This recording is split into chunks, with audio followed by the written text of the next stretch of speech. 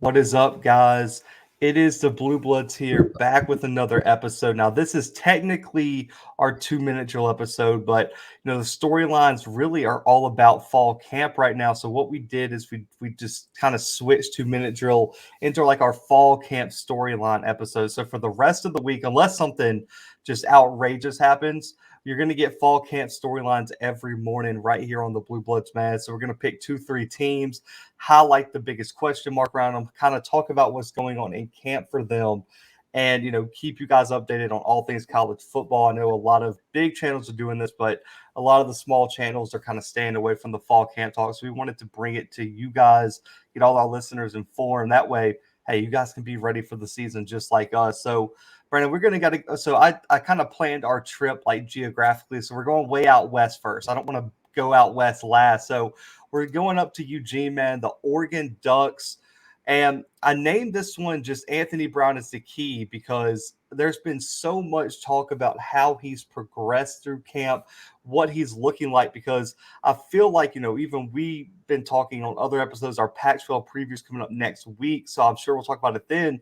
This Oregon team is loaded, Brandon. And the one true question mark is, what is the quarterback position going to look like? Because Tyler Shaw did a great job winning the championship for them, but he transferred out. Now you got Anthony Brown, and the pressure's on because you have Ty Thompson behind him, who's the highest rated QB recruit in the history of Oregon football, including over Marcus Mariota. So high praise for him. And as they look to repeat for their third season, Eric Scopel at Duck Territory for 247 Sportsman, those guys have been doing a great job covering fall camp. So all this is, what they've been reporting out of the scrimmages, private practices, things like that. Brandon, the latest for the fall camp for the Ducks comes out of the recent scrimmage they had, in which they had an open practice, an open scrimmage for the media, some fans. And the storyline here is Anthony Brown performed very poorly.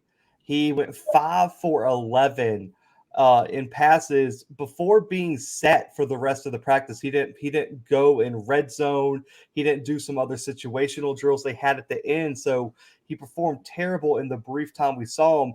And what made it worse, Brandon, is he went 1 for 6 in the third down part of the practice, in which the third down was not there. He was very inaccurate. And the reason this is a storyline, Brandon, is because Ty Thompson went 5 for 6 in the third down segment and looked very accurate. Mario Cristobal called him the best quarterback this weekend on the field. And, a lot of people had questions about Anthony Brown. So according to Cristobal, he's still the starter, Brandon. This isn't a quarterback competition. Thompson's acting like it is, but for Cristobal, Brown's still the guy. And the reason they pulled him, Brandon, is they said that he felt like they overused his arm and wanted to avoid any more reps getting on the arm, that they've been tracking the reps the quarterbacks have been taking and wanted to avoid any injury issues, which we know Brown has had those in the past. Brandon, this really begs the question, man. If Brown struggles early, everyone knows they got Ohio State in week 2 in Columbus. So, yes, experience matters there, which is why Brown's, of course, the favorite. But if he struggles early, could we see Thompson more than expected? So the question is, would Thompson be a better option to win the Pac-12 than Brown? So your thoughts on the recent reports, Brandon, and this, non-quarterback battle, even though we know it could be one later down the road? I don't know what a non-quarterback battle is. I don't know why Mario Cristobal is coming out here saying that. Like, yeah, I respect what he does as a coach, and I respect the way that he addresses the media. But at the same time, like, is there not always a quarterback battle? Is there not always a positional battle for any position on the football field, Zach? You're going to play your best player. And I understand, Anthony Brown was the assumed starter coming into this season. But Ty Thompson, man, if what we're hearing out of fall camp is true, it might be worth it to let him get a few snaps. Maybe start Anthony Brown. Maybe he's just like kind of losing his footing. Maybe he's getting like cold feet over here right before the season starts. I don't know what the case is, but regardless, like I don't understand how this could not be a QB battle, right? Yeah. So if Ty Thompson's performing the way that we've heard he's performing, why not give him a shot? I'm reading this. Who is this? Connor Muldowney from Fansided, sitting over here talking about how he's comparing, I don't. What is it called? It's like we learned in like English, whatever it is. So he's comparing Ty Thompson. He's like Ty Thompson is to Oregon as Trevor Lawrence is to Clemson, or Tua is to Alabama. So like he's that type of player for Oregon. Not necessarily saying they're all the same skill set, but like he is that generational talent at quarterback for Oregon. You mentioned the Marcus Mariota comparison. Like maybe he could be like that for Oregon. And if that's the case, then I don't understand how. I know he's a true freshman. I know he's coming in, but I don't understand how he's not part of the quarterback battle. That part frustrates me. I definitely think it's closer than some people may assume.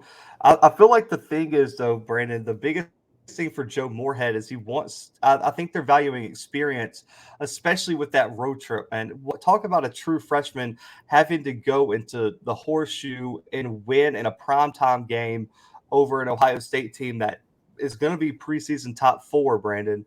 And so I think that's where it is. But, you mentioned like cold feet. I don't think that's what it is. I mean, you look at Brown's time at Boston College, he wasn't a superstar there. Yes, his junior year in those 6 games was great. But, Brandon, at Boston College, he graded out at only a 47 when he was under pressure. On passes where he was under pressure. And his accuracy rate beyond the line of scrimmage, Brandon, was 48.1%. Right. So he made a living off of RPOs and things like that, which that's a specialty. And in Moorhead's offense, that is a big part of it. But when you look at the quarterbacks that have been most successful under Moorhead, it's the ones that can push the ball down the field and make more throws. And for me, looking at it outside of experience, I don't even think Oregon fans who are tuned in now can argue Thompson's the better quarterback. I mean, just as of right this second, I mean, threw for over 10,000 yards, Brandon, in Arizona while he was in high school. And all the reports coming out of Duck Territory and all these insider blogs are that Thompson looks poised. He looks focused. His decision-making is that of an upperclassman. So for me, I get why you want to give Anthony Brown the first shot, Brandon, because Anthony Brown was fighting for the QB battle at the end of the season last year over Tyler Shaw and started in that Fiesta Bowl. The thing for me, though, is you give Anthony Brown the shot. Are you if it almost feels like if Oregon is almost conceding the Ohio State game for me.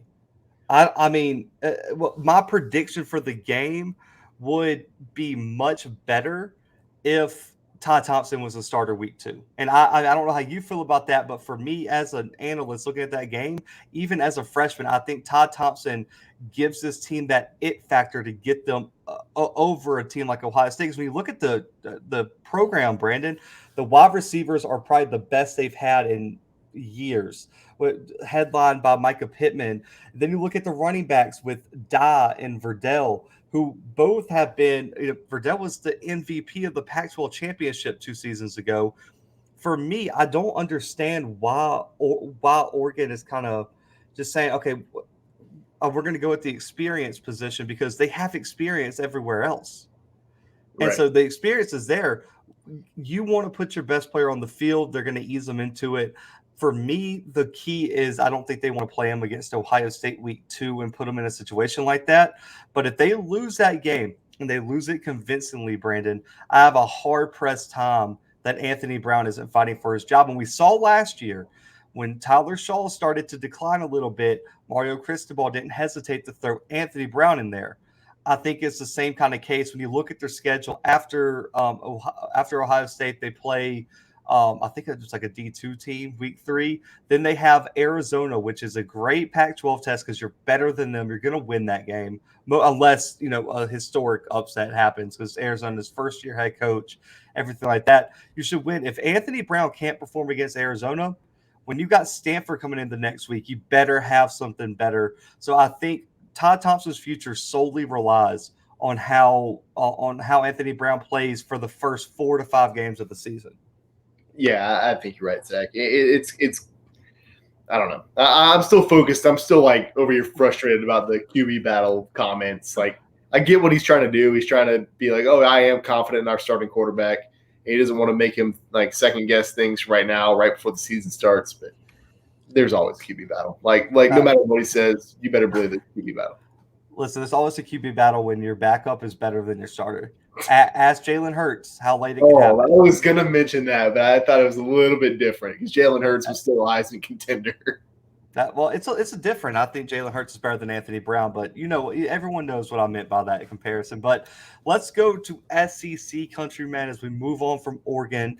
Any Oregon fans that here, comment below y'all's thoughts on Anthony Brown, but we got to go to the Georgia Bulldogs, man, over in Athens. And the headline's simple, Brandon. DB is the biggest question along with wide receiver. And, I think, I don't want to get too much into it, but Gilbert's not on campus. That was the other report. It was mental health stuff, man. We wish that kid the best of luck. We want to see him succeed. So I'm hoping he gets his life back in order and where it needs to be to compete, man. We aren't going to be a channel that we've seen criticize him or put a kid down. So that's all we're going to say on that, man. We wish him the best. And I know Brandon echoes that. So I'm focused on the DB room, Brandon. They're one of the favorites, but they lost Tyson Campbell. They lost Eric Stokes. They had a few transfers out of there. The Alabama transfer, they landed, and then he ended up leaving, I believe, and going to the JUCO route because he didn't qualify or something like that. So there's been a lot of turmoil in the back end of this defense, while Georgia has the number one D-line and one of the best linebacker units in the SEC already. So that secondary is the big question. They add Ty Smith from West Virginia, who had the highest coverage grade for any safety in the country last year at West Virginia, where they led the country in pass yards per game allowed in the country over there for the Mountaineers. And then Brandon, 5-star Kelee Ringo steps in, and Lewis Kahn at safety also steps in. They're going to expect to be the leaders, but there might be a new name for people to learn. According to Rusty Menzel of Dogs 247, Amir Speed, Brandon, has been playing out of his mind. Senior, right? Huh? He's a senior, right? Yeah, he's a senior, and he has everything to prove this year, and it looks like it's paid off. He was a 4-star recruit out of Florida. Brandon, he's been mostly a special teams contributor, but he has seen time in over 35 games over his 4 years. Yeah. So he has a little bit of experience under his belt, which is good when Ringo has never even taken a snap. He didn't even see the field last year for Georgia. And you got a lot of question marks in terms of chemistry and things like that. Speed in the scrimmage this past weekend, guys, had a pick 6, multiple pass breakups, and is really kind of emerging as that other cornerback to go alongside Ringo in the backfield, because Ty Smith's gonna be that star/safety position for the Bulldogs. You have Lewis Kahn at safety as well. So for me, this is huge for depth for the Bulldogs at minimum.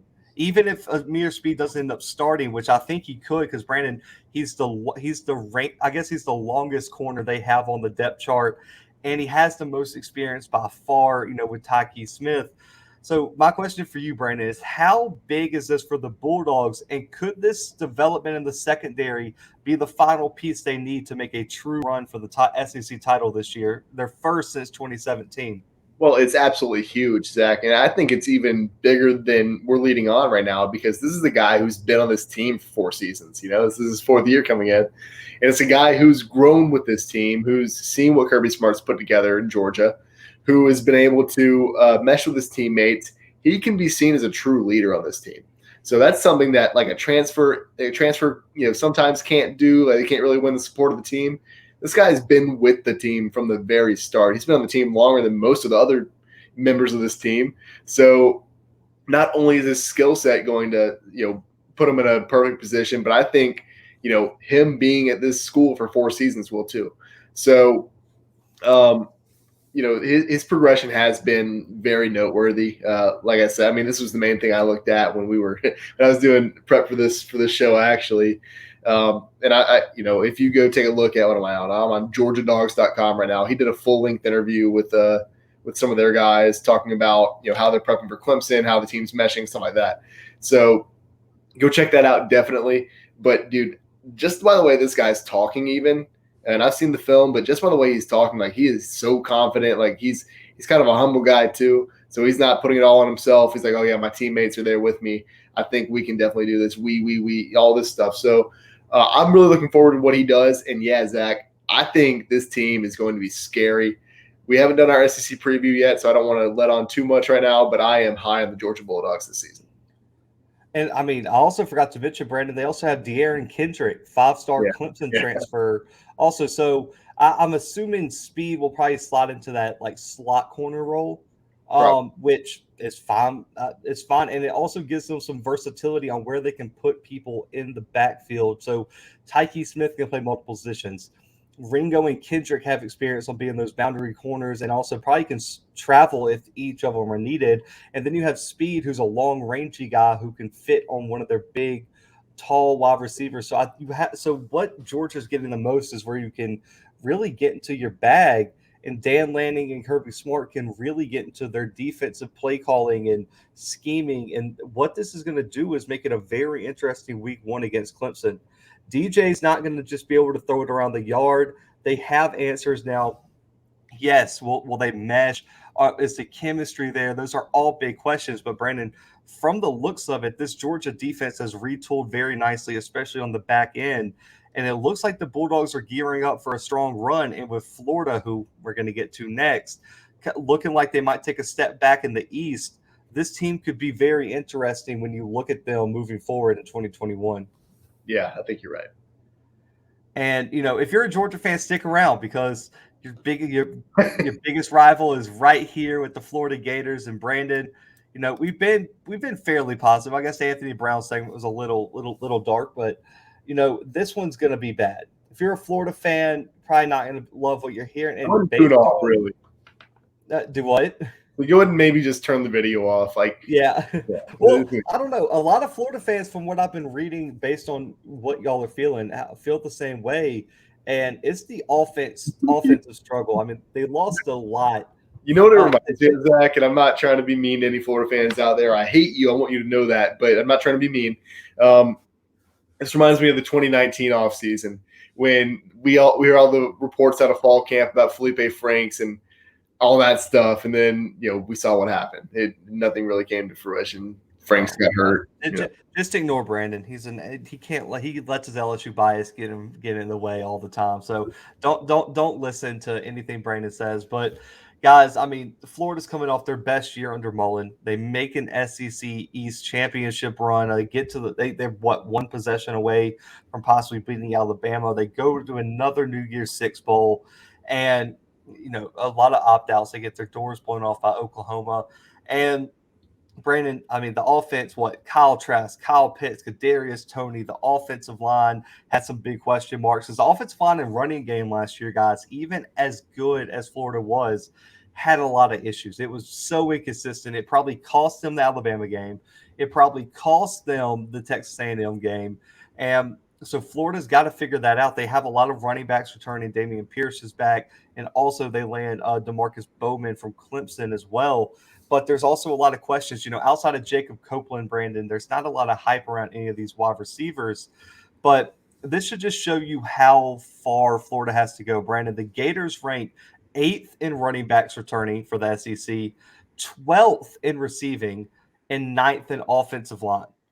So a lot of question marks surrounding this team, and that leaves a lot of us and other experts wondering if Mullen can continue his success with what he has on offense. The staff over at Swamp 247 has been doing a great job reporting on camp. And Brandon, the Sunday night scrimmage had, I think that post had so many pages of comments and freakouts and questions because according to Swamp 247, the quarterbacks in the scrimmage were sacked over 7 times. The offense only generated 35 total rushing yards the entire scrimmage. And the reports coming out from the insiders called the scrimmage boring because the defense dominated so much. And they said there were 3 explosive plays. One was made by a young safety who was in the wrong spot and they hit a big play. One was a jump ball that just went to the offensive wide receiver. And then they had one executed properly play that went for a big touchdown through the air. But they had a pick 6 by Elam, and they had 2 picks by I think it was a sophomore corner. I forget his name right now. So at least 3 interceptions we know of right now. And my question is pretty much this, Brandon. How concerned should people be for the Florida Gators in 2021? And let me just note this before Brandon's bias just floods over and he tells you the world's fallen. This is just a scrimmage. And the defense is always going to be ahead of the offense. We get that. I mean, but I think Bryce Young threw a couple of picks through fall camp as well. Bo Nix has been having problems, but let's just not compare him. I mean, there's been a lot of reports of good quarterbacks struggling early in camp, so the world's not falling. But Brandon, on like a scale of 1 to 10, how concerned are you? If I'm Florida, I'm like a solid 7 right now. I think I'm like the panic button's right there, but I'm not hitting it yet. I don't know, man. What really disappointed me during the scrimmage was watching Emory Jones. I feel like we've tried to tell the people, Zach, we've tried to tell these good people that Emory Jones probably is not the solution here. And from what I've been reading, even like Anthony Richardson, their backup quarterback, played like fairly well in comparison to Emory Jones anyway. I'm not sure. I think I'd be concerned if this were, my favorite team or if this was the team I was a part of. I feel like we're definitely not going to get the same Florida that we got last season. There's just no chance. Like that team was the team for Florida. I think if they were going to win a national championship in the next few seasons, that was going to be it. And things happen. I'm not going to bring up what everybody thinks I'm going to bring up, but things happen. Losses occur for penalties, whatever. Anyway, I'd be a little bit concerned if I were Florida. The defense looks solid, obviously, but offensively, like this team might struggle a good bit.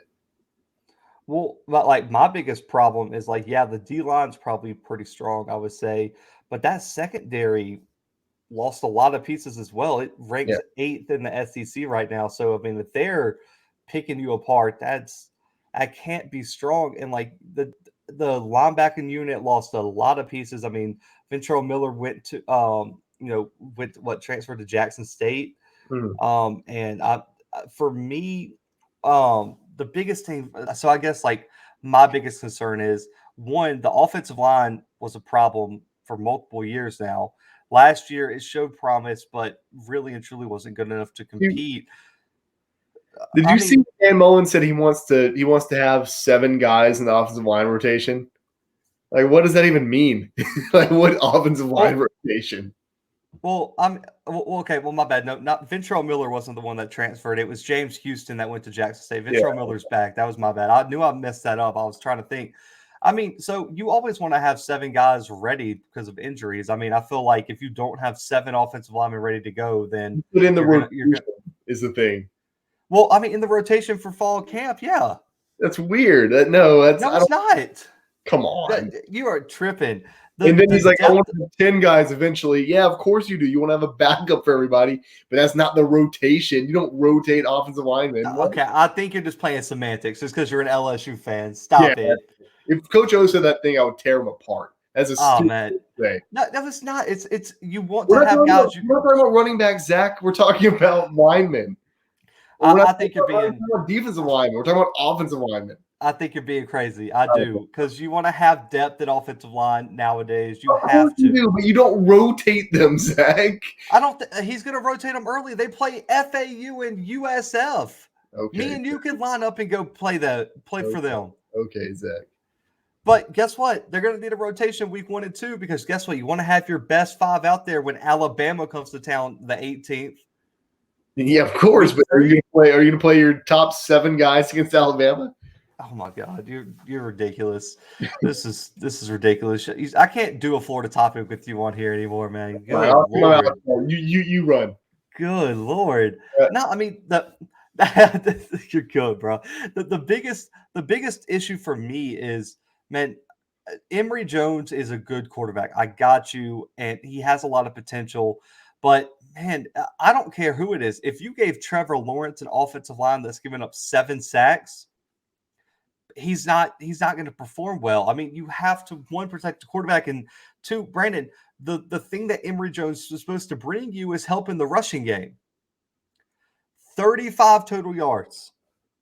So the question here is, where do you think Florida's running game where do you think Florida's rush defense is going to rank in the SEC next year? Probably not top 3. No. Probably not, maybe not even top 5. But if we're going to be completely honest, because LSU, Georgia, Bama definitely are going to have some of the stronger defensive fronts in the conference. And then you might put Florida, but I think when you look at the conference as a whole, Kentucky is going to be up there. That defense is looking pretty stout. I think Auburn's front seven is pretty good. So I mean, I don't think Florida's defensive front is going to dominate people like that. I mean, but if Dameon Pierce, DeMarcus Bowman, and those boys can't establish the running game, Brandon, and people can just tee off on Emory Jones's offensive line, can't block, they don't have to stack the box to stop anybody. I think that is a recipe for disaster for the Florida Gators. Yeah. I mean, when you look at Alabama coming in week 3, you look at Kentucky October 2nd, who's not going to be a pushover. Then you have back-to-back games against LSU and Georgia. Those aren't going to be pushover games. And if you can't run the ball and can't really score at a consistent pace, Missouri and Florida State the final 2 weeks of the season isn't going to be easy. Right. It's going to be a problem for Florida. I would say a 6, Brandon, if I'm going to put it on a scale. I think, yes, the defense is going to have the advantage, but man, it's August 18th. You're suiting up to play in just a few weeks. If that can't be sorted out, the Florida Gators are in trouble. And I've already said on this podcast, I'm not high on Florida this year, but this fall camp rumor and what's going on down in Florida really is concerning. And I think it's a more so yes, you can make the argument, yeah, the defense is performing out of their mind. But based on what we know, Brandon, I think it's more likely the case that the offense is just underperforming. I think you're right, Zach. Oh, man. But, guys, appreciate y'all tuning in, man. Make sure to subscribe, hit that notification bell so y'all can stay with us, man, all through the season. We got some big announcements coming up. We'll be back tomorrow with another fall camp storyline. And we got some special episodes dropping in the afternoon all through the week, man. So make sure to tune into those. That's why you got to turn on your post notifications so you know when they're posted. And guys, we appreciate all the support, man. Go check out Off the Ball Network, our new podcast network we joined, man. We got some, if you're a basketball fan, man, there's some great basketball content, great college football content as well with us and some of the other people we rock with, man. So definitely appreciate y'all checking that out and subscribe now. Turn off post notifications. We'll see y'all tomorrow. But for B-Dub, myself, and the Blue Bloods, we are out.